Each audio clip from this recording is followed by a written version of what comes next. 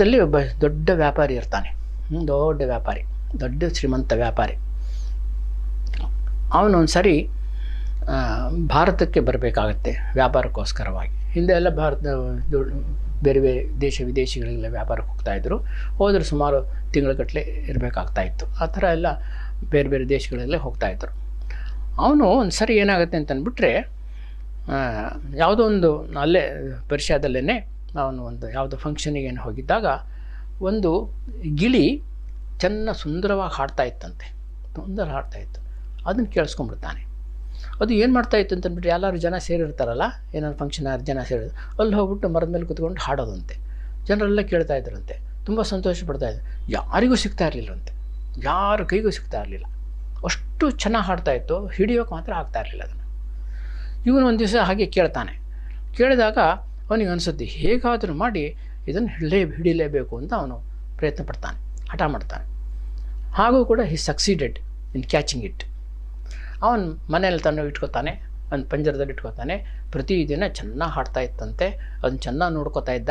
ಅದಕ್ಕೆ ಏನು ಚೆನ್ನಾಗಿ ಒಳ್ಳೆ ಮೃಷ್ಟಾನ್ನ ಭೋಜನ ಕೊಡ್ತಾಯಿದ್ದ. ಆಮೇಲೆ ಪಂಜರವನ್ನು ಕೂಡ ಚಿನ್ನದ ಪಂಜರ ಮಾಡಿದ್ದಂತೆ.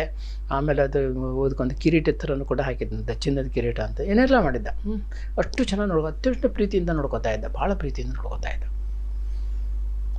ಈತ ಒಂದು ಸತಿ ಅವನು ಭಾರತಕ್ಕೆ ವ್ಯಾಪಾರಕ್ಕೆ ಬರಬೇಕಾಯ್ತು. ಆಗ ತಮ್ಮ ಅನುಯಾಯಿಗಳು ಎಲ್ಲ ಸರ್ವೆಂಟ್ಸ್ ಎಲ್ಲ ಇರ್ತಾರಲ್ಲ, ಅವ್ನ ಕೆಲಸಗಾರರೆಲ್ಲ, ಅವ್ರ ಹತ್ರೆಲ್ಲ ಕೇಳಿದ್ದೆ, ನಾನು ಭಾರತಕ್ಕೆ ಹೋಗ್ತಾ ಇದ್ದೀನಿ. ಭಾರತ ದೊಡ್ಡ ಶ್ರೀಮಂತ ದೇಶ, ಅಲ್ಲಿ ಅನೇಕ ವಿಶಿಷ್ಟವಾಗಿರ್ತಕ್ಕಂಥ ವಸ್ತುಗಳೆಲ್ಲ ಸಿಕ್ಕುತ್ತೆ. ನೀವು ಏನೇನು ವಸ್ತುಗಳು ಬೇಕೋ ಕೇಳಿ, ನಾನು ತೊಗೊಂಬರ್ತೀನಿ ನಿಮಗೋಸ್ಕರ ಅಂತಂದ್ಬಿಟ್ಟು. ಅವರೆಲ್ಲ ಹೇಳಿದ್ರು, ನಮಗದು ಬೇಕು, ಕಾಶ್ಮೀರಿ ಶಾಲ್ ಬೇಕು, ಅದು ಬೇಕು, ಇದು ಬೇಕು ಅಂತೆಲ್ಲ ಹೇಳಿದರು. ಆಯಿತು ಅಂತ ಹೇಳ್ಕೊಂಡು ಎಲ್ಲ ಪಟ್ಟಿ ಮಾಡ್ಕೊಂಡ. ಆಮೇಲೆ ಈ ಗಿಳಿ ಅಂತ ಕೇಳಿದನಂತೆ, ನಿನಗೇನು ಬೇಕು ಅಂತ ಗಿಳಿನ ಕೇಳಿದನು. ಆ ಗಿಳಿ ಹೇಳ್ತಂತೆ, ಅಲ್ಲಿ ಭಾರತದಲ್ಲಿ ಬೇರೆ ಗಿಳಿಗಳೆಲ್ಲ ಇರ್ತಾವಲ್ಲ, ಗಿಳಿಗಳ ಹತ್ರ ಕೇಳ್ಕೊಂಬ, ಹೇಳೋವರಿಗೆ ನಂದೊಂದು ಸಂದೇಶ ಉಂಟು, ಆ ಸಂದೇಶವನ್ನು ಆ ಗಿಳಿಗಳಿಗೆ ಹೇಳು ಅಂತ. ಏನು ಸಂದೇಶ? ಏನಂತಂದರೆ, ನಾನು ಅತ್ಯಂತ ಕಷ್ಟದಲ್ಲಿದ್ದೀನಿ, ನೋವಿನಲ್ಲಿದ್ದೀನಿ, ಸಂಕಟದಲ್ಲಿದ್ದೀನಿ, ಇದನ್ನು ಅವರಿಗೆ ಹೇಳು ಅಂತ. ಇವನಿಗೆ ಆಶ್ಚರ್ಯ ಆಯ್ತಂತೆ, ಇಷ್ಟು ಚೆನ್ನಾಗಿ ನೋಡ್ಕೋತೀನಿ ನಾನು ಇದನ್ನು, ಇಷ್ಟು ಚೆನ್ನಾಗಿದೆ, ಆದರೂ ಕೂಡ ಇದೊಂದು ಸಂಕಟದಲ್ಲಿದ್ದೀನಿ, ನೋವಿನಲ್ಲಿದ್ದೀನಿ ಅಂತ ಹೇಳುತ್ತಲ್ಲ, ಏನಿದು ಅಂತ ಆಶ್ಚರ್ಯ ಆಯ್ತಂತೆ. ಆಯಿತು, ನಾನು ಹೇಳ್ತೀನಿ ಅಂತ ಹೇಳಿದ್ನಂತೆ. ಅವನು ಕೇಳ್ಕೊಂಡು ಬರ್ತಾನೆ, ಭಾರತಕ್ಕೆ ಬರ್ತಾನೆ. ಭಾರತದಲ್ಲಿ ಅವ್ರು ಏನೇನು ಎಲ್ಲ ಕೇಳಿದ್ರಲ್ಲ ಆ ವಸ್ತುಗಳನ್ನೆಲ್ಲ ಕೊಂಡ್ಕೊಂಡಾದ್ಮೇಲೆ ಒಂದು ದಿವಸ ಒಂದು ಮರದ ಕೆಳಗಡೆ ಕೂತಿದ್ದಂತೆ. ಮೇಲ್ಗಡೆ ಗಿಳಿಗಳಿದ್ವಂತೆ.